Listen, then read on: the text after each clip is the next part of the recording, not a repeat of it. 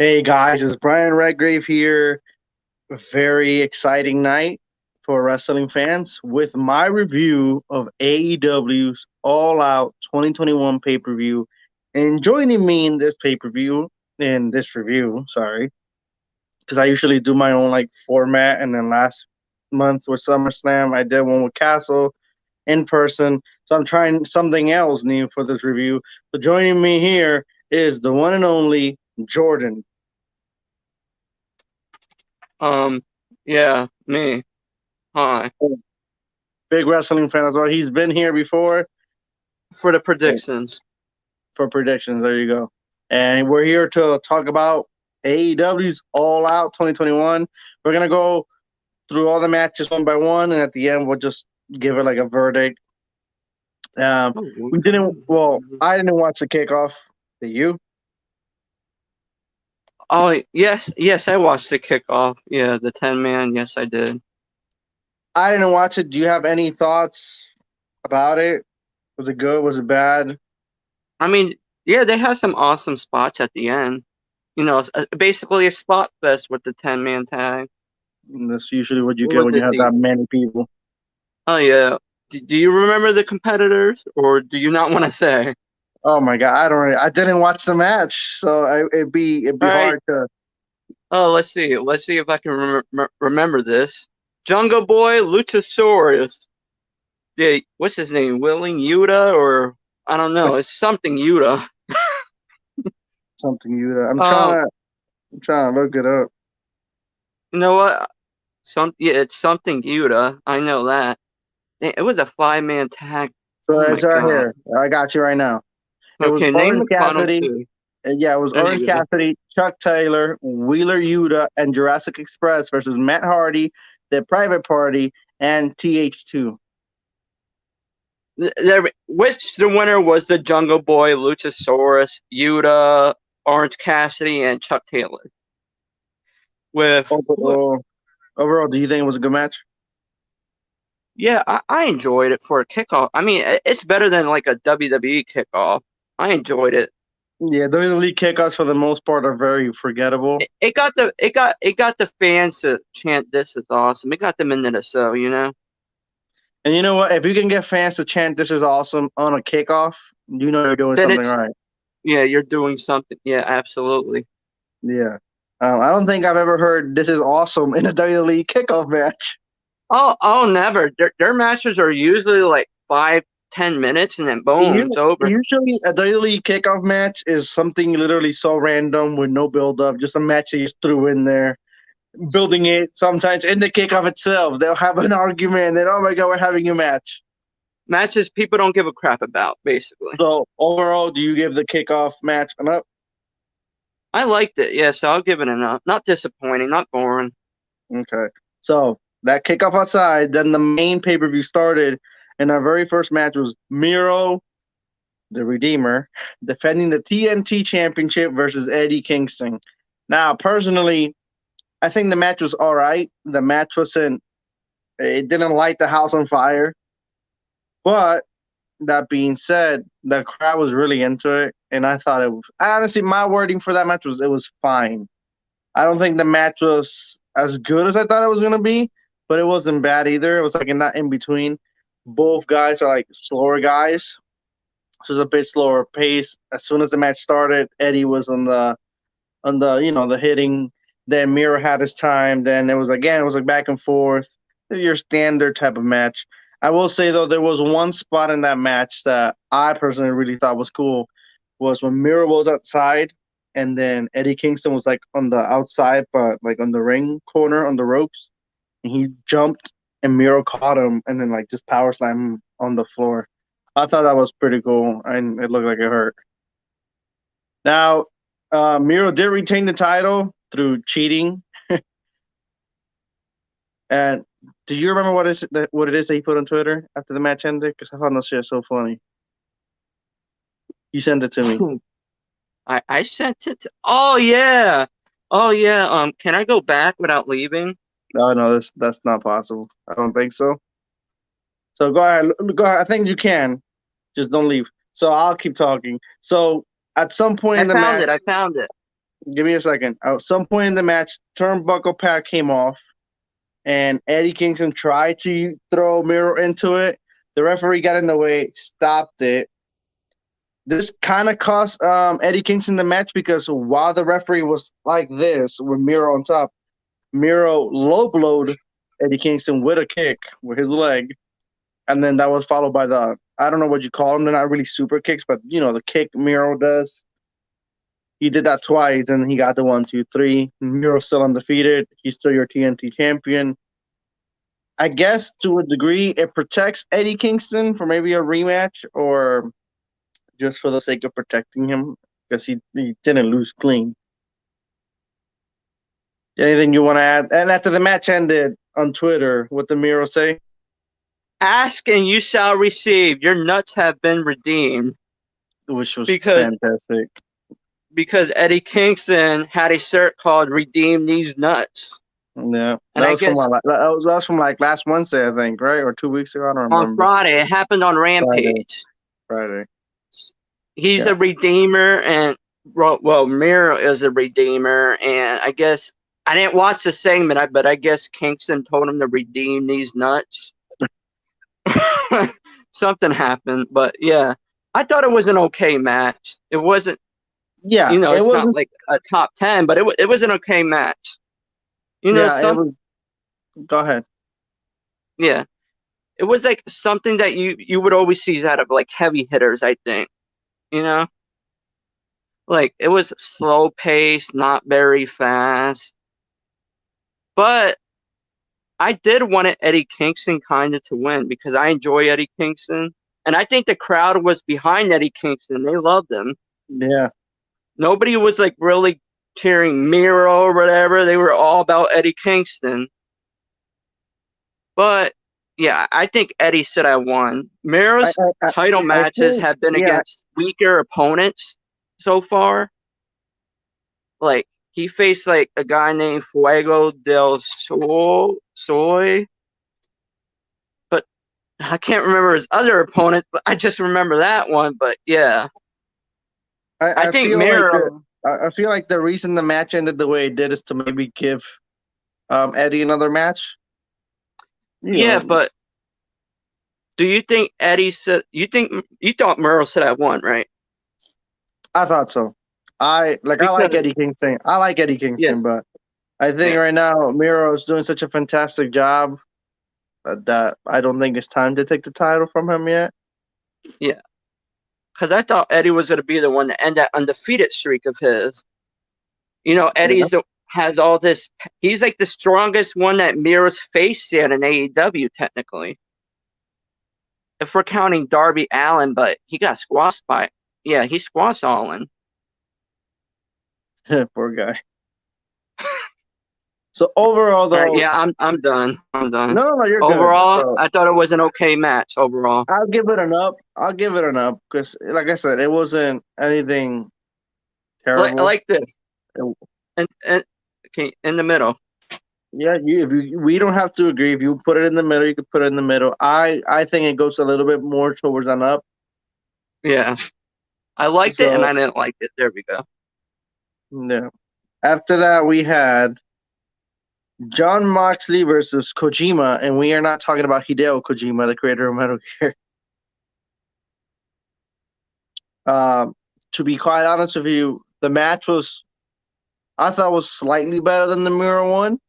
Like the pay-per-view was great, but the first two matches were kind of the slowest part of the pay-per-view. So Jon Moxley versus Kojima, the match itself was all right. I thought it was slightly better than the Miro one because it's a little bit more faster pace. But to be quite honest with you, nothing special happened during the match. There was an after-match thing that the crowd popped for. I don't know who that person was to pop for that person.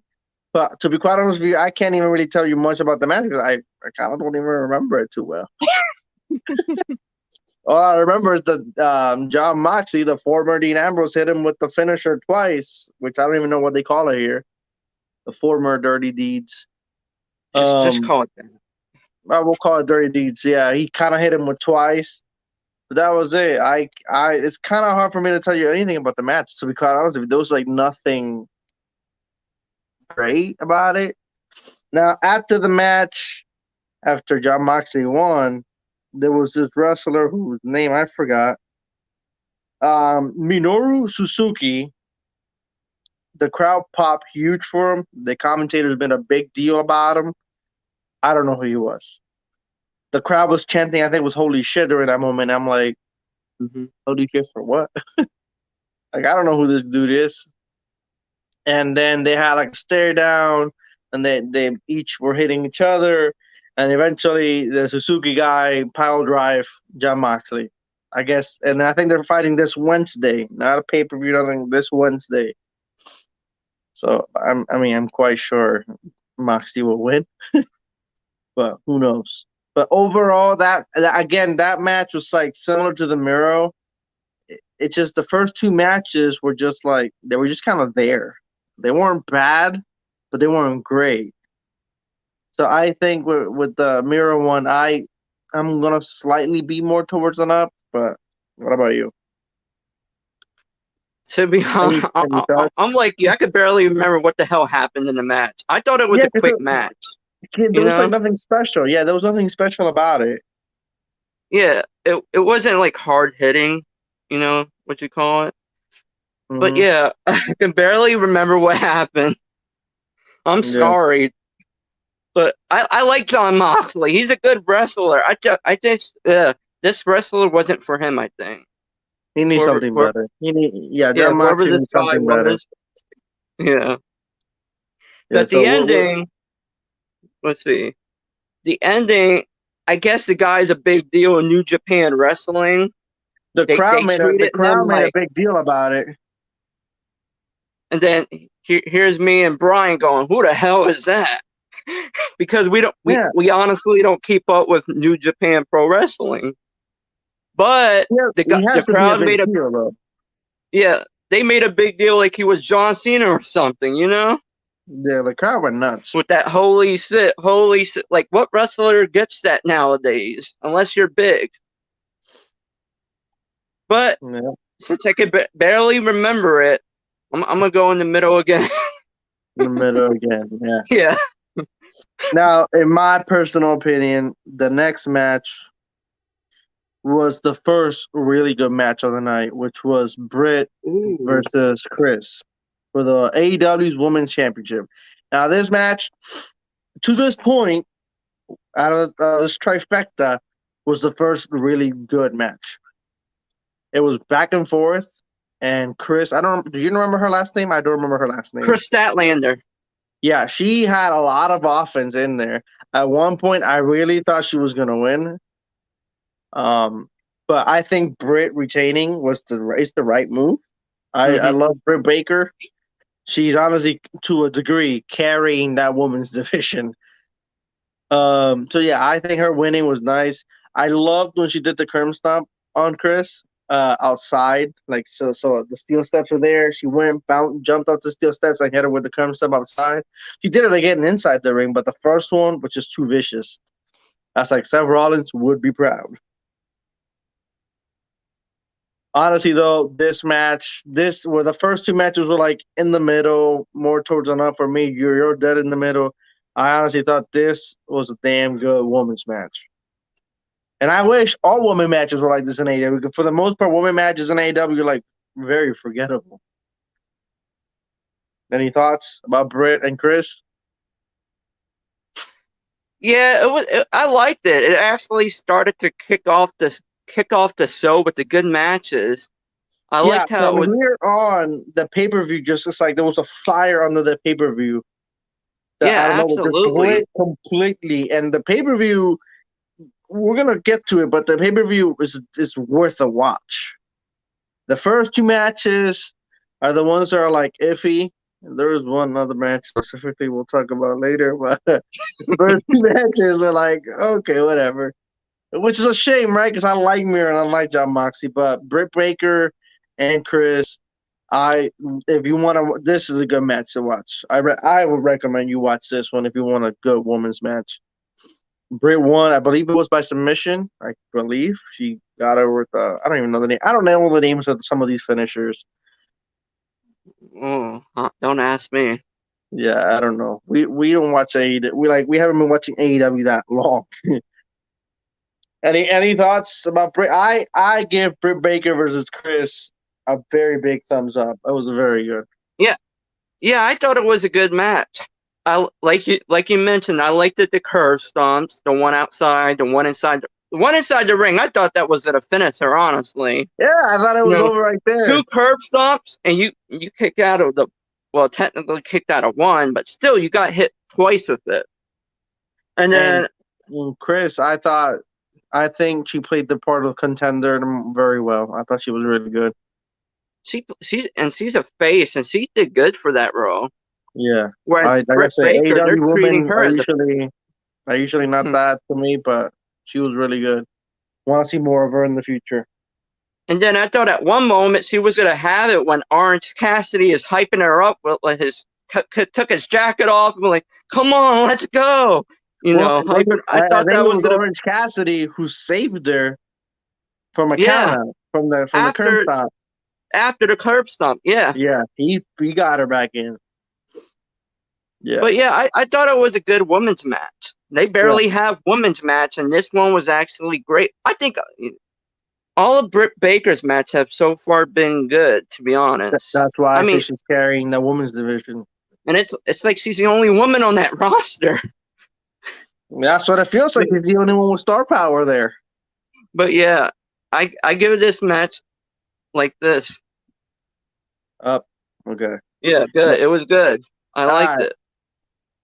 Again, I'm gonna say stuff, and you can agree or disagree with me. I don't know. We haven't talked about it, but to me, this is still and was still the match of the night, which was the Young Bucks defending the AEW tag titles against the Lucha Brothers, right? That's what Yeah, they're called, yeah. in a steel cage match.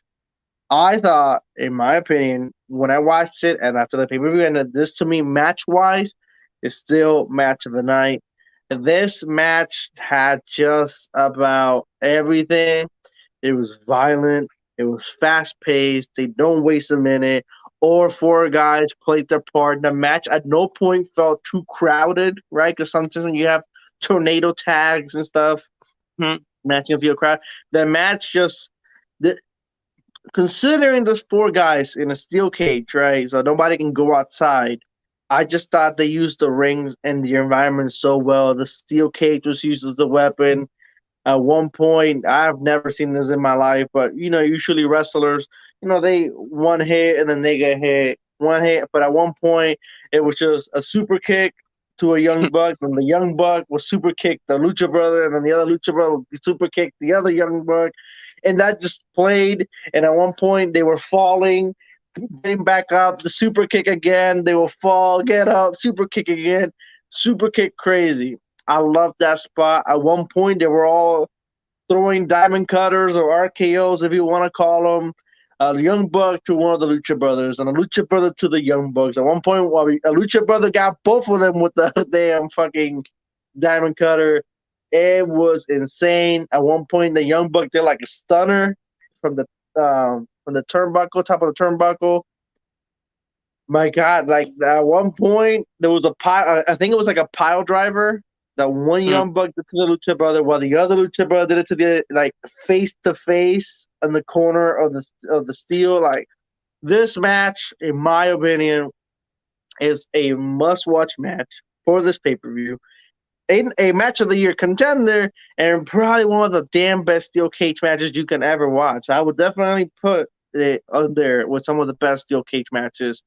At one point, one of the luchadors was on top. The young buck was climbing. He got kicked in the face. He fell. Then the other lucha brother picked both of them up, and he jumped from that. And this steel cage is actually very. I could be wrong, but their steel cage felt taller than a WWE steel cage. Like I felt like that cage was like really high, and he jumped, and all three of them went down.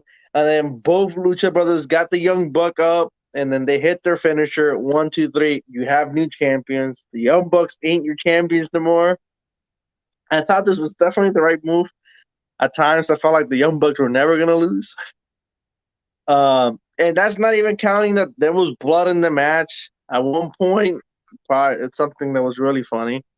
Their manager threw like a case, a buff, like he just launched it like he was playing football. Went over the cage, landed in the ring. While the Young Bucks took off his shoes and got a Jordan with thumbtacks under it, and they all started wailing each other with it. There was blood. It was just a fantastic, not only a fantastic steel cage match, but a fantastic tag match in general. This was honestly wrestling at its best, to be honest. I was just a fan of every damn minute.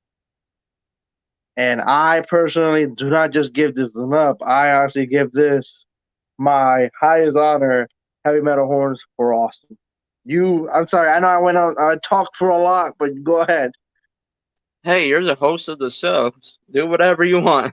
But yeah, this match was fucking awesome. I enjoyed it, to be honest. If you want to see wrestling tag team, go watch this match. It was a great tag team. We barely see awesome tag team matches nowadays, you know? This had everything in it. Everything that you wanted to see. They had the fucking, like you said, dumb tax. They had the fucking, what else? Oh my god. Blood. They had blood. Fucking Pentagon Jr. was all bloodied up. Their mask was like even ripped too. Like it ripped. Yeah, both of their masks were like ripped apart. Yeah. Like at one point, I actually thought, here we go, Young Bucks are winning again after they hit the, what's his name, Pentagon with the thumbtacks with the Sioux. Listen, and then they did the finisher, the V trigger. There was a lot of close calls in this match. Oh yeah, a lot of times that I thought the match is over, and the match continued. The match is over, and the match continued. It was just like it got to a point where I'm like, I don't know who's gonna win. Yeah, like that V trigger spot, and then the Phoenix broke it up. Like nobody ever kicks out of the V trigger. You know, now that move is devastating. Phoenix somehow got there. Phoenix somehow stayed in this match. He was badly beaten. Same with his brother. And the one spot where he jumps off the top of the steel cage, that was good. But I was honestly expecting like a suplex, on one of the brothers, Young Bucks. Yeah. Or like a Hurricane Rana, maybe, But yeah, I was expecting something crazy to happen. I'm glad that, what was it, a dive, some crossbody. Yeah, he hits the crossbody off of there. Yeah, and on, that was an awesome match. It had everything that you want to see in a wrestling match, Absolutely agreed. But I'm wondering. You go ahead. No, go ahead. Before you lose your thought. Yeah. I'm wondering, where was he, what's their name? Luke Gallows and Anderson, where were they? The whole point of the steel cage was that nobody could get inside. I didn't hear Justin Roberts say that. He said that?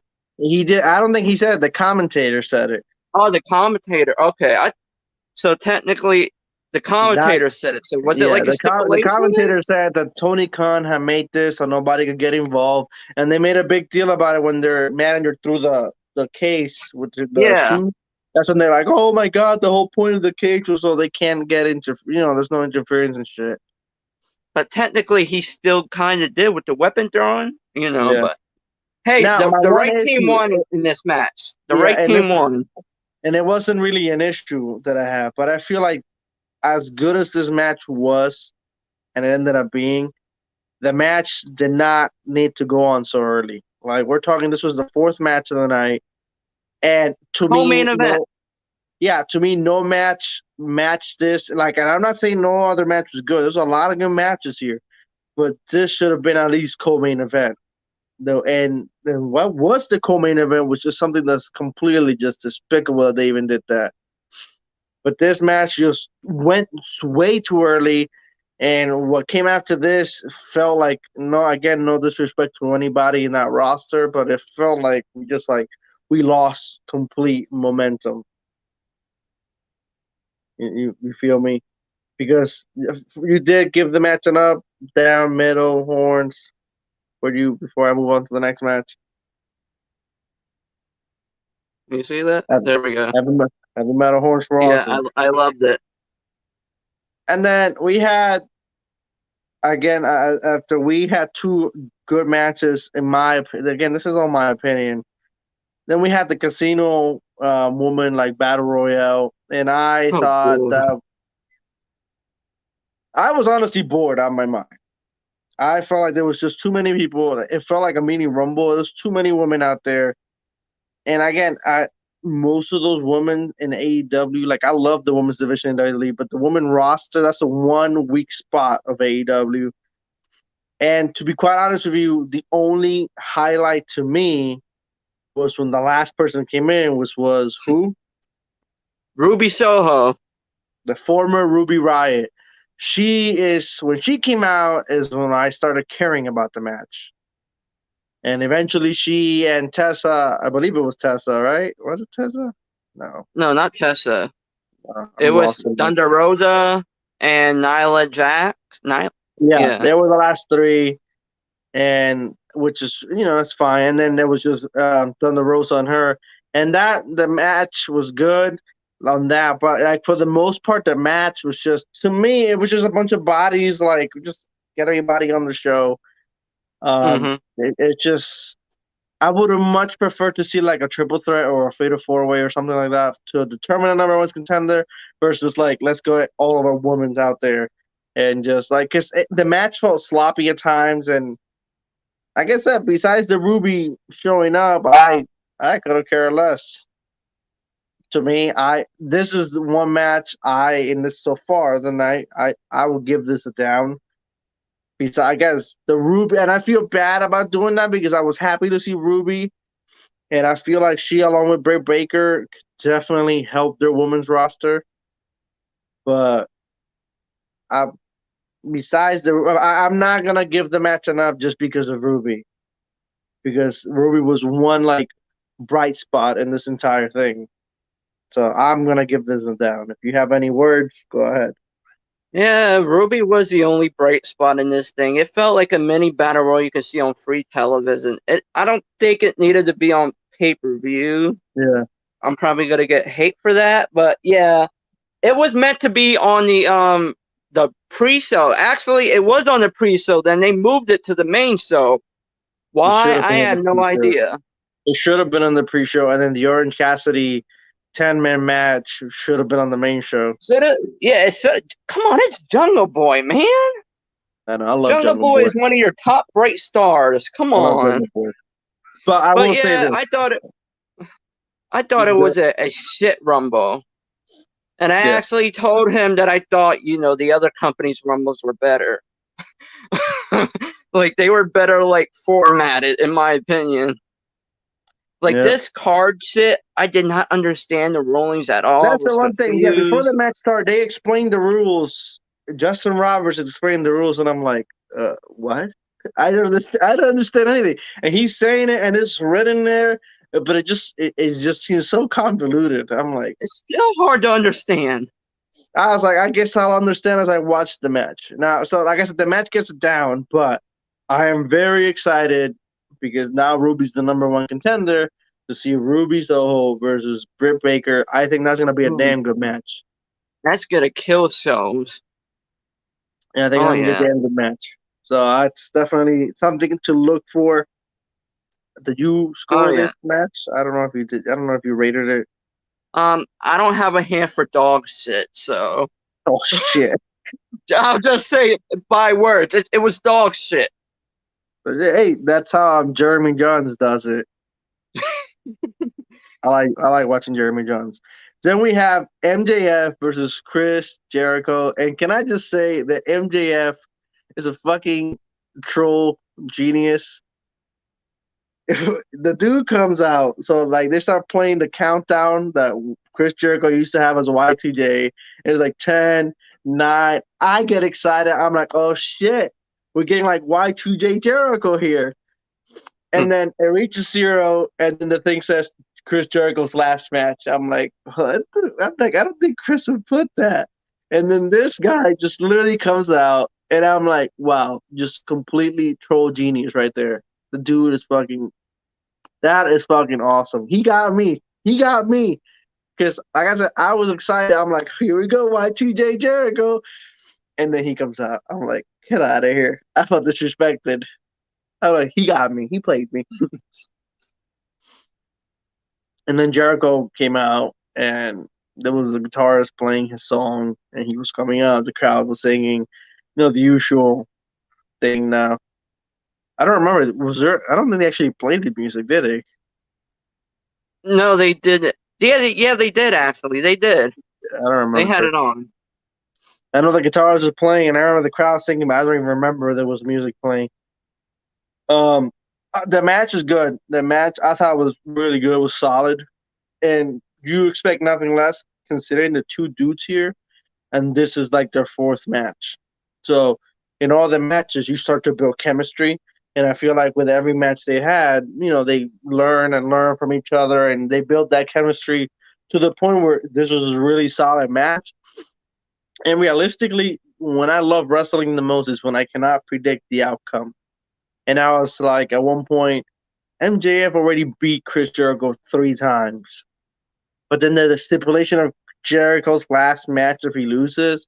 I was like, okay, this could go one of two ways. Chris Jericho wins to end the losing streak, right? Because he finally wins the big one. He finally beat MJF. Or if MJF wins and Jericho leaves, I'm like, that would just mean that Jericho's probably going on tour with Fozzy again. Because, Chris Jericho, he tours with Fozzy. So that was my thing. I'm like, if Jericho loses, he's touring with Fozzy. But to my surprise, that the match was really good. It was a really good match. And then the way they did this, I will give them credit because it's something that I only remember WWE doing one time.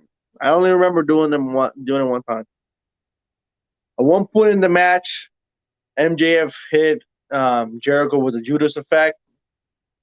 And after a distraction from, I think it was Carl Anderson and Luke Gallows, they distracted him. He got hit. Wasn't it there? No. That was Wardlow. No. Okay. Wardlow and Jake Hager. Oh, yeah. I'm thinking of the wrong match. Sorry. Yeah. So then that led to the distraction that MJF hit Jericho with the bat. That was followed by the Judas effect. And 1, 2, 3. But before the 3, Jericho put his foot on the rope. The referee didn't see it. Counts to 3. MJF wins. MJ celebrating. And I, as a fan, I'm going, oh my God. They did us dirty. They did us dirty here. They gave us the bullshit finish. They pulled the bullshit finish on us. And I'm like, don't tell me Jericho gotta leave. And even though he didn't clearly win, and I was like, oh God, that was my reaction. I'm like, that was a good match for a shitty finish. And then another referee comes in.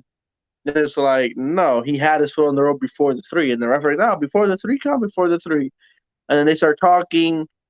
And then they restart the match, and MJF just completely loses it because he won. Completely loses it. The match is restarted, and Jericho eventually wins, finally beating MJF. The score is 3-1. MJF's favor still. So if you ask me, MJF is still the winner in the rivalry, score-wise. But Jericho finally did it. The Inner Circle? That's Jericho's group. Yes. They come out, celebrate with him, crowd singing with him. Honestly, it was a really good match. Yeah. Again, this was a good match to come after the women's casino battle royal because that match was just like, and then this match got us back on track with the rest of the show. Any thoughts on this match? By the way, I give this match an up. Hey, MJF won fair and square, man. That should have been it. Come on, he's a king. You saw his robe. He had the king robe on. You got to respect the damn king. He's a better king than what WWE has, A better king than King Corbin. Yeah, Happy Corbin. That's bullshit. We'll talk about that another time. Yeah. This Let's ain't not talk that about kind of that. show. But yeah, MJF had the damn victory there, man. It should have been over. That could have been Photoshop. She didn't watch no damn replay. They could have been lying to her. You know, he could have put his foot on there like as soon as the match was over, and she still would have believed that damn shit. Fuck out of here, man. Oh, I'm sorry for the cussing, but still, no replay was shown. MJF won fair and square. But yeah, for being, 24, 25 years old, MJF is a hell of a good superstar. He's the future of this business, whether it still be in this company, another company. He's going to be a future anywhere he goes. You know, I liked this match. I thought Jericho put on a good performance, whether it was his last or not. He put on a hell of a performance. It's not though, because he won. It was only his last as he lost. He cheated. He did not. The referee didn't see the leg on the rope. They did the right move. But yeah, I thought it was a good finish with MJF actually not taking a pin but tapping out, because if you remember earlier in the match, he had a spine on the ring apron, and that could have played a factor in the tapping out part. So, now that you mentioned that, credit to Jericho for at least that's how I saw it, but the shout out to Kevin Owens when he did the power bomb on the apron. On the ring apron, yes. He did that. I'm like, Kevin Owens. I remember that when they were partners and tag teams and all that. Shout out Kevin Owens. Yeah, power. I'm like, oh shit. Because he's never been technically defeated in AEW yet. This was like his first time ever, MJF. Besides losing to John Moxley, but that was a long, long time ago. But yeah, this was a good match. I give it. Wait, what? No, that's what I was going to ask. I like it. I give it this. No, you loved it, yeah. I loved it. It was good, yeah. You loved it. Even though my guy lost, I loved it. It was great.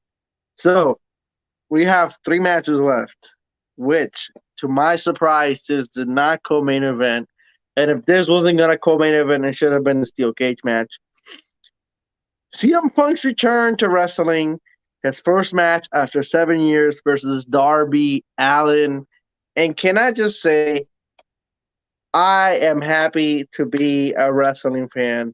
I am happy to see CM Punk in the ring, because to be 100% honest with you, I never thought we were ever going to see CM Punk wrestle again. Obviously, before he signed a deal with AEW, I just thought with all the years that have passed by and all that, I never thought we were going to see CM Punk again. And after 7 years, the big question was, does he still got it? Can he still go? Is he like Edge? Is he like Christian, who came back from being away for so long and being awesome? Or is he going to pull a Shawn Michaels, where Shawn Michaels was one of the greatest of all time, but when he came back, it was a trash match? Where was CM Punk going to land in that? And I am happy, beyond happy, to report that CM Punk can still go. And to be quite honest with you, I watched most of that match standing, not even sitting, because I was just so pumped and energetic to see CM Punk in the ring. And then Darby Allin, in my personal opinion, is the perfect first opponent, because Darby Allin's a damn good wrestler too. I hope. Well, I'll get to that at the end. Honestly, the match itself, it was good. And the match was damn good. And CM Punk did not let me down, did not let you down, didn't let Chicago down. Yeah, the pressure was all on him. And he completely, absolutely delivered in a very awesome match. This was just up there with the Britt Baker match and the tag match and the MJF match. This pay-per-view was just like fire in terms of match quality. And this was just another one where it was obvious CM Punk was going to win. So there it is. I just said CM Punk wins, but that was obvious. He wasn't going to lose in his hometown in his first match back. If it would have been WWE, he might have. The way Sting lost his debut match. Um, so it was obvious, but the crowd was so into it. The crowd was still cheering for Darby Allin, except at one point it looked like Darby was gonna win. They started kind of booing just a little bit, but that's not because they don't like Darby. That's because Chicago's CM Punk's hometown. I can honestly say, GTS that he hit on Darby, the first one, the Darby just like flew out the ring. Well done.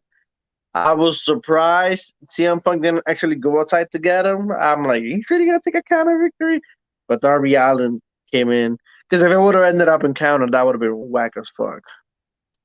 But overall, great match, good chemistry, good back and forth. This wasn't a jobbing either. CM Punk didn't destroy Darby, which is back and forth, both men going at it. Damn good wrestling. Go ahead. Oh yeah, it was sure as hell clobbering time in damn Chicago tonight. See, after 7 long years, a long time, CM Punk put on a hell of a performance.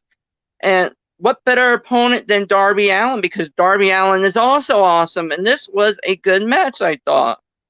We had like he said, he mentioned that the GTS that knocked Darby Allin out of the ring, wondering why Punk didn't go get him. Does Punk want to win his first match in 7 years as a count out? Oh no! And then at 9 he gets back in the ring, and then they fight for another good probably 10 minutes or so. But yeah, I enjoyed the match. Like when Darby was going for the coffin drop, I actually thought he was actually gonna hit it. But then CM Punk stood up like the damn Undertaker, Yeah.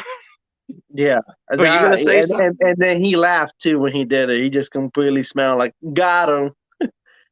Now that you That mentioned reminded me of when. Wait, go ahead. you're gonna say when Taker and Brock Lesnar did the sit up Yeah, laughing. yeah, Yeah. I thought the same thing. There was a really nasty bump in this match though that I'm like, oh my god, Darby, are you okay? When CM Punk launched Darby Allin into the ring post. Oh, into the ring post. Into the ring post.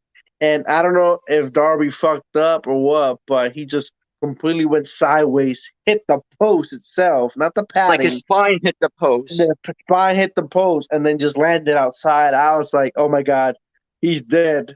He's hurt. The match is gonna have to end. I'm like, oh no. He was good. I'm not saying he wasn't in pain. He was good and pulled through and gave us a damn good match. So credit to Darby Allin for that too. Yeah, he's a daredevil, man. He's like a younger Jeff Hardy. Yeah. And then Darby Allin does a tornado go to sleep. Oh my god, he got so much heat right there. After the Chicago fans were cheering him on, then he goes to CM Punk's a little, and then they started booing like crazy. And then he hit the coffin drop, yeah. And then Punk hits the GTS, and it was over. But yeah, I enjoyed the match. I liked it for Punk's return. After the match ended, Sting came out because Sting came out for the entrance of Darby and then left to the back. And he did not come out for the entire match. Sting came out, looked at Punk, shook hands, and they got Darby up, and Darby got himself up because I don't want help. Yeah, a little happy moment. Yeah, and they had all a happy, great wrestling. Yo, we're all awesome moment. Something maybe not everybody wants to see this. I know I do. I know you told me you did when we were talking while it was happening. We need at some point Sting versus CM Punk. Hell yeah. I was thinking at some point either CM Punk's going to drop Sting or Sting's going to drop Punk. That didn't happen. I kind of wish it would have, just because that's the match I would like to see. I think Sting surprised us all when he wrestled on Dynamite a couple weeks. I think it was a couple weeks ago. He showed he can still go. He might be old, but he can still wrestle. Hey, he's what 60-something. He still wrestles better than what Taker, And Goldberg. Then they can at almost damn near 60. So I'm not giving this match enough. This match also gets Heavy Metal Horns for awesome because I loved it. I'm a big CM Punk fan. I've always been a big CM Punk fan. I'm happy to see CM Punk return. I'm happy to know he can still go. I'm happy to see him whoop ass, and I'm just happy to see what is next for him. I'm going to agree with you on that and go with this also because Punk's return, that's like a whole 5-star rating right there. Just to see him back after 7 long years to leave the past behind, return to a now, and to 7 years perform. in the making, and I can honestly say it was worth the wait. And we both probably thought, oh, he's never going to come back. You know, they say it every year, CM Punk's going to come. CM Punk's going to come. He never shows up. This time, the rumors were finally right. Thank God they were. And CM Punk, he never looked any better, you know? But yeah, what a match and what a moment at the end between the three, you know, embracing. Amazing moment. Now, this is the match that coming next either should have not have happened in this pay-per-view, should have been on the kickoff, or should have been fucking it never happened at all. It was the Big Show and QT Marshall co-main eventing All Out. I don't know if they did this because it was Big Show's AEW Wrestle debut, but as the match was progressing, the night was progressing, and the matches were happening. I'm like, when is this match gonna happen? It's not in the kickoff. It's not the first match. It's not the second match. It's not the third match. It's not the fourth match. I'm like, when the fuck is this match gonna happen? And then after the Darby Allin, how this went after the CM Punk one is criminal. In CM Punk's first match, hometown. And then they have Big Show here. So tonight we got Big Show's AEW debut, wrestling wise, and CM Punk's debut.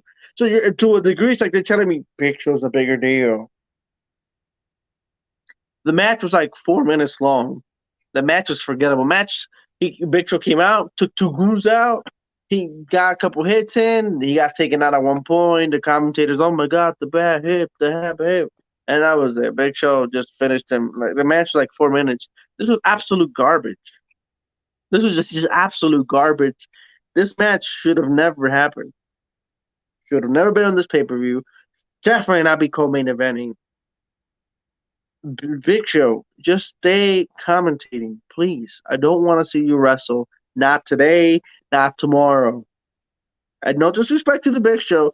I used to be a Big Show fan, but it's just way past your time. I could give 2 craps about you now, sir, as a wrestler. And you had a great career, but I don't care.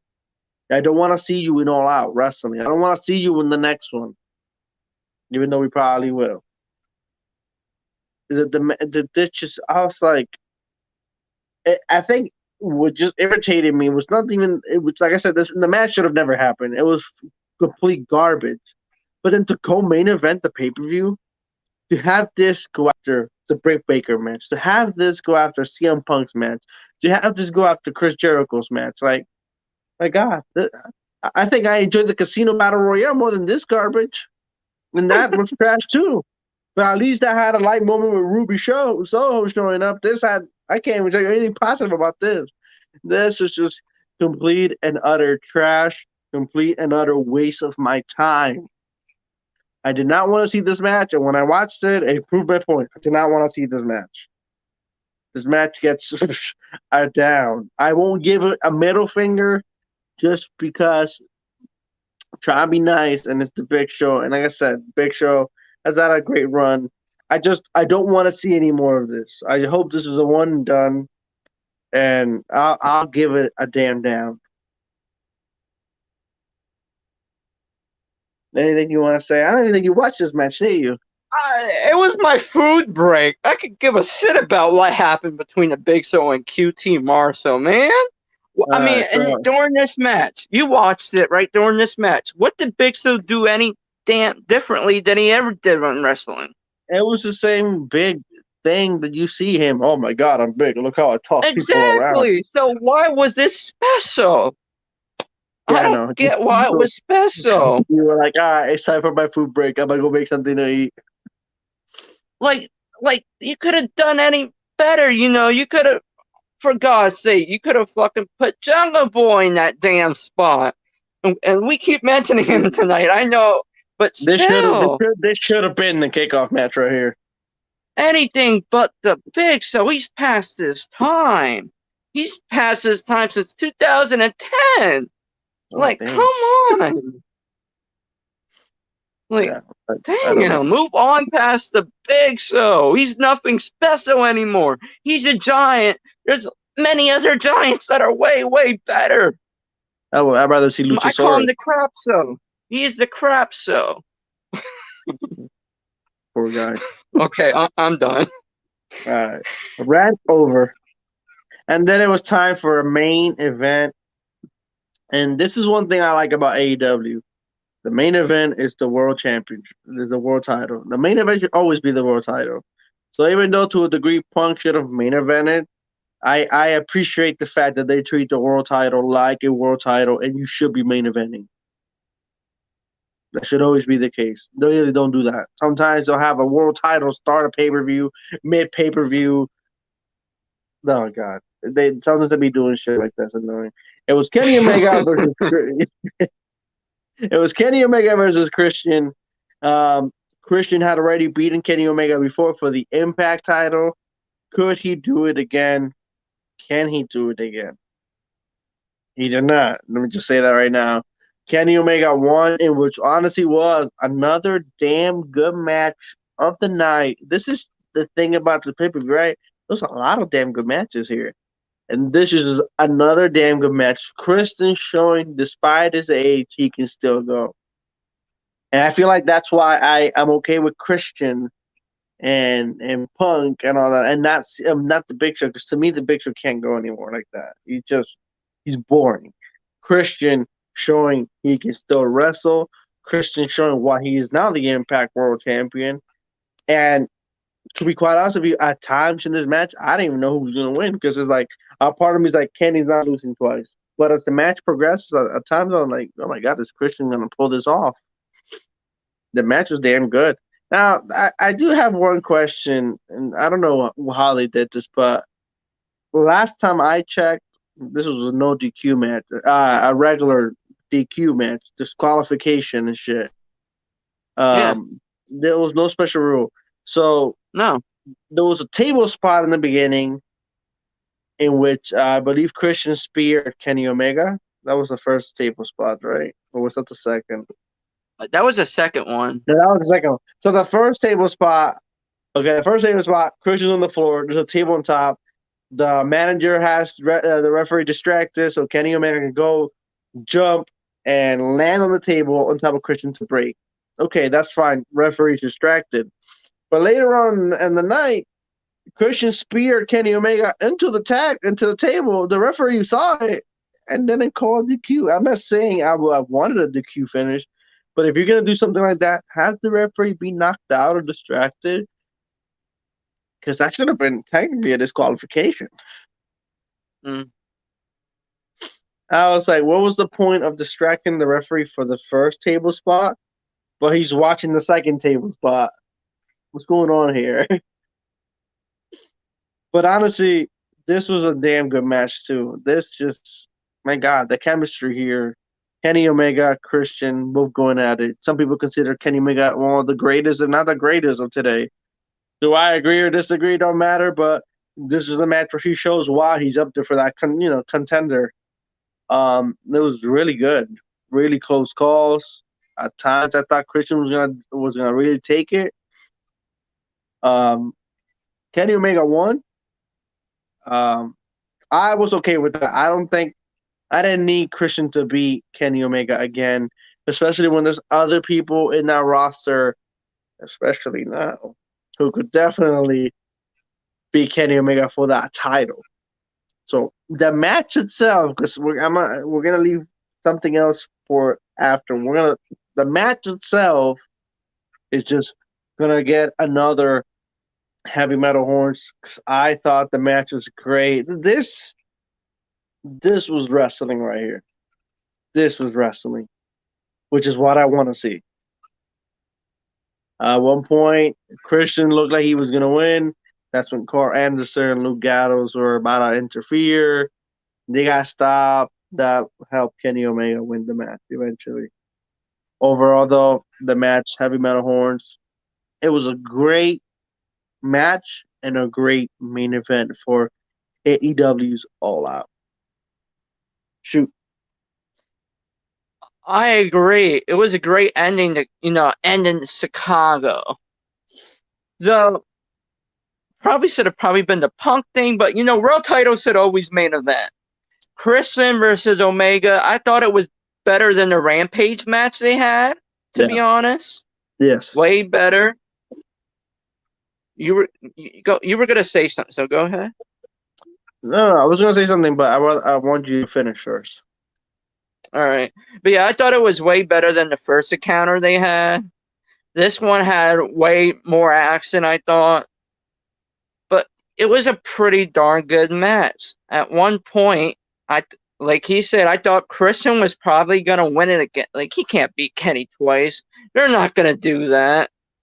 But then Kenny, he's a fighter. His matches, and I'm going to mention some Roman Reigns matches, they have been killer this year.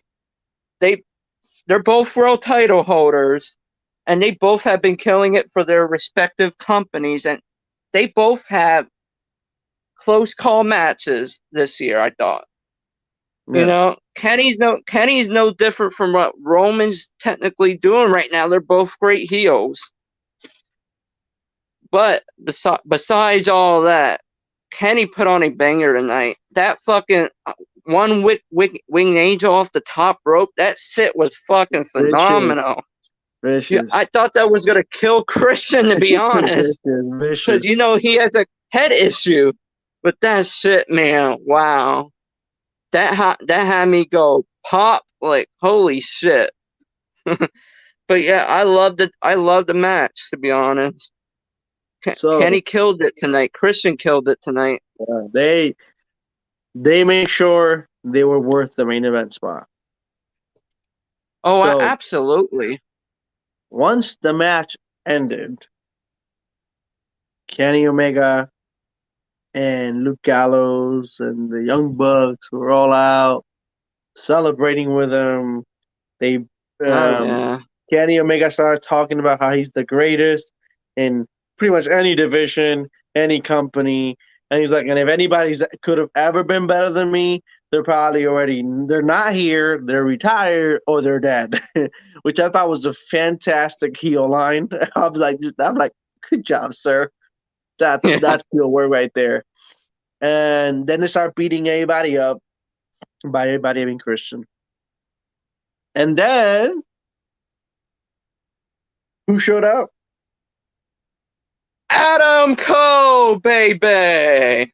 Yeah, Cole. There we go. Adam Cole. If you guys, there you go. Adam. Okay, yeah, you said I have an Adam Cole shirt on, and I was excited about this. Go ahead. Adam Cole showed up. Adam Cole, whose contract expired like a week and a half ago with WWE, and there was this big thing: is he gonna resign or is he gonna go to AEW? There was this big thing for a couple weeks there. And I personally think this was the right call because some people wanted him to stay in WWE, and I told Jordan this, and he agreed. And he told me, and he did everything he could in NXT. There was nothing left for him to do in NXT, and it became quite clear. I don't think he was ever interested in the main roster. I don't think he was ever interested. The fact that he lasted all 4 years of his tenure in NXT without a main roster call tells you he did not care for the main roster. And I don't think you can blame him, considering how some of them talents get treated in the main roster when they get moved up. So him going to AEW, I'm okay with that. I have not seen Adam Cole wrestle as much as you have, but I have seen him wrestle quite a few times. He's a damn good wrestler. And the fact that he came out, crowd pop big for him. And what was done as a genius move, because it's just something I knew, everybody knows. He comes to the ring, looks at Kenny Omega face to face, oh shit. And then I'm here thinking in my head, literally, yeah, but we know in real life we're old buddies. Like, it's not believable, but whatever. That's gonna be a damn good match. And then I believe it was a super kick that he did to Christian. I believe Yeah, yeah. it was a super kick to Christian, and then he just groups hugged the entire group. The Young Bucks both kiss him in the cheeks. It was just a fantastic way to do it. Immediately setting him up with the group. Again, makes sense. They're all his buddies.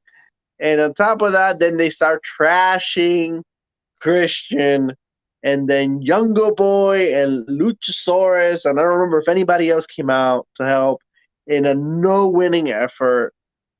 Before that, Adam Cole had said some words about, we're all friends and shit.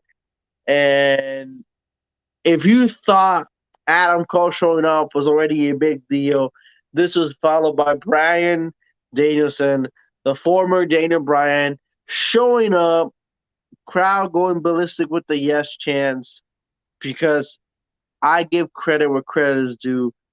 AEW have balls to have Adam Cole and Daniel Bryan show up at the same night, almost at the same time. Which is crazy that I actually predicted Adam Cole literally like a couple minutes beforehand, because me and Jordan have been talking about Daniel Bryan has to show up today. Daniel Bryan has to show up today. Daniel Bryan's going to show up in the main event. And I literally, in my head, like a whole minute before he showed up, I'm like, wait a minute, what if it's not Daniel Bryan? What if it's Adam Cole? Because he doesn't have to wait that 90 days. And I told him, if it's not Daniel Bryan, it's Adam Cole. And Adam Cole showed up. And after that whole segment happened, then Daniel Bryan shows up. I never thought they would pull the trigger on both of them at the same time. To me, it was one or the other. We're not going to debut both of them at the same time. So when Tony Khan said in an interview that he had surprises tonight, he delivered, because he gave us Ruby Soho, Daniel Bryan, or Bryan Danielson, and Adam Cole all in the same night. On top of that, we got CM Punk's match back. It was just a fantastic match and matches. And then Daniel Bryanson came out, made the save, helped them all. Adam Cole, Kenny Omega, the Elite, they all booked it out of there. And it was just a great moment to see Adam Cole on the outside, who just debuted, with I keep calling him Daniel Bryan.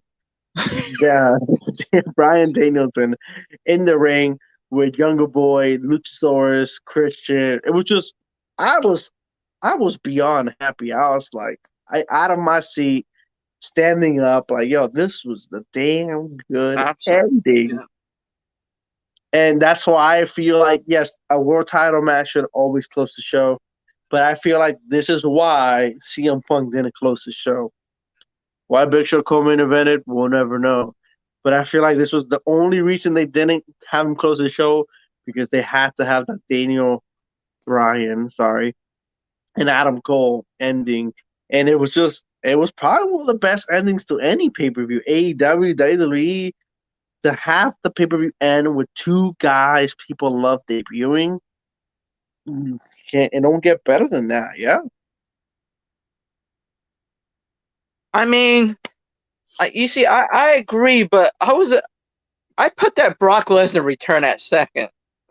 Because you're mentioning endings, I put that at second. That thing was good. Oh, yeah, no. I am in no way shitting on Brock Lesnar's return. I know, but I know. But I feel like I love Brock Lesnar's return, but I geeked out more for Daniel Bryan and Adam Cole showing up in AEW. Adam Cole, Daniel Bryan. Oh my God, there we go. Adam Cole, BD. There we go. Adam Cole and BD. They're both two big surprises, and yeah, they're more than Brock Lesnar. This was a better ending than the SummerSlam pay-per-view. I enjoyed it. I loved it. Yeah, this pay-per-view, and we're going to talk about it right now. We're going to give our overall thoughts. This pay-per-view, for the most part, was just straight up fire. So we have two semi-mediocre matches in Miro versus Eddie, and Moxley versus Kojima. Then we have a really good match in Britt Baker versus Chris. A fantastic match between the Young Bucks and the Lucha Brothers. A forgettable Casino Woman Battle Royale. a damn good MJF versus Jericho, a damn good Punk versus Darby, a complete garbage show of a Big Show match, and damn good match in Kenny versus Christian. So we're talking that we had Brit match, the Young Bucks match, the Jericho match, Punk match, and Kenny match. Those are five matches that are all damn good and are all worth a watch. With only two garbage matches and two mediocre. I overall say that spells a damn good pay-per-view. And overall, the good completely outweighs the bad with only two bad matches. And I guess there's two matches are mediocre, but they don't hold the pay-per-view back because they weren't bad either. And I don't think I've ever done this, and if I have, it's been a long time. But I am not giving this pay-per-view enough. This pay-per-view overall, AEW's All Out, I will give the heavy metal horns for awesome because I love this pay-per-view. This was a damn good wrestling pay-per-view. Absolutely. Top to bottom, besides the fucking two horrible matches that they had in the show. I mean, I guess you gotta have some sleepers on a show, I guess. It happens on every WWE pay-per-view after all, so why not AEW give it a try? Yeah. I mean, the crowd, I don't think the crowd's sitting on it though, right? The two matches, they were into it, surprisingly. Even what's bad, the crowd supports. I think what helped the Big Show one was that it was so short. Chicago, man, supporting crap shows over here. But yeah, 5 damn good matches. I count the pre-show, so I'll say 6 because I like the pre-show. I didn't watch that one, which is why I don't include it. But I take your word.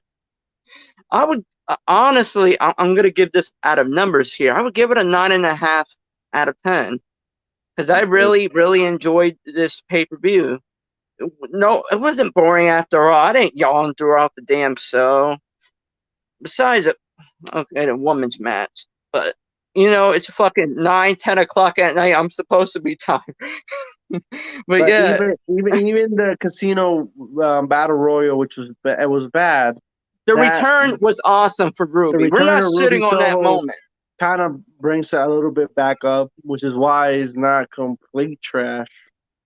We're not sitting on that moment. We're sitting on the match, but that moment was fucking awesome. She finally gets a chance to shine, And this is the first that we're all going to get to see. Yeah. Now the question is, will she beat Britt Baker? We'll find out and see. We'll find out and see. We have Ruby Soho, Bryan Danielson, Adam Cole all showing up today. All 3 great AEW debuts. This Dynamite is gonna be must watch. This was my very first AEW pay-per-view review, and the second I ever watched. The first one was the very first pay-per-view they ever had, which I think was All In or Double or Nothing. I don't remember. Double or Nothing. I seen the very first pay-per-view, and this is the second pay-per-view I ever watched. And this pay-per-view was just completely amazing. I would even say, this is just my personal opinion, I thought this was even better than SummerSlam. And SummerSlam had good matches with Roman Reigns and Cena, Damian Priest and Sheamus. They had good matches, but nothing like this. Compared to these 5 matches that killed tonight, yeah, I'm gonna agree there. Yeah, I mean, you can't only have 2 good matches out of a 3-hour, 4-hour pay-per-view. Come on. Literally, watch out because AEW's coming for you. You gotta stop with this. They're not competition attitude because they're competition, all right. Yeah, they're whooping your ass. This is a company that's only been around for about to be 2 years. In October is when their first Dynamite started, and we're talking that they have CM Punk, Adam Cole, and Daniel Bryan right now. And that's without counting people like Malachi Black and Andrade and Pac, all who are fucking fantastic wrestlers. And there's way more. There's Jungle Boy. The list is honestly endless with the talent pool that they have, which is why I think them having AEW Rampage is a good move because it gives them 2 shows to kind of spread everybody a little bit more. Mm-hmm. It's just this pay-per-view was just fantastic. It was in the 5 matches in here, those specific 5 matches. Watch out, guys. And I'm not saying this because I'm an AEW guy or a WWE guy. I say this in the sense that I like wrestling and I want to see both companies do good. I want to be I able mean, to enjoy both he companies. supports both companies. There you go. He Yeah. supports both. As do But, I. but right now, Raw has been unwatchable almost his entire year. Like Is completely. that so? Who still watches? I mean, I technically still watch it, okay, but only to give you the results. But I other don't than even. that, I don't even bother. Like I don't even read about what. If you don't tell me, I don't even read about what goes on in Raw. Raw is who just still complete. watches that crappy show? I mean, if you want to So watch the WWE nowadays, go watch SmackDown on Fox. yeah. If you still care about that company, go watch SmackDown on Fox. So before I do end this, we did have a comment from Moshe.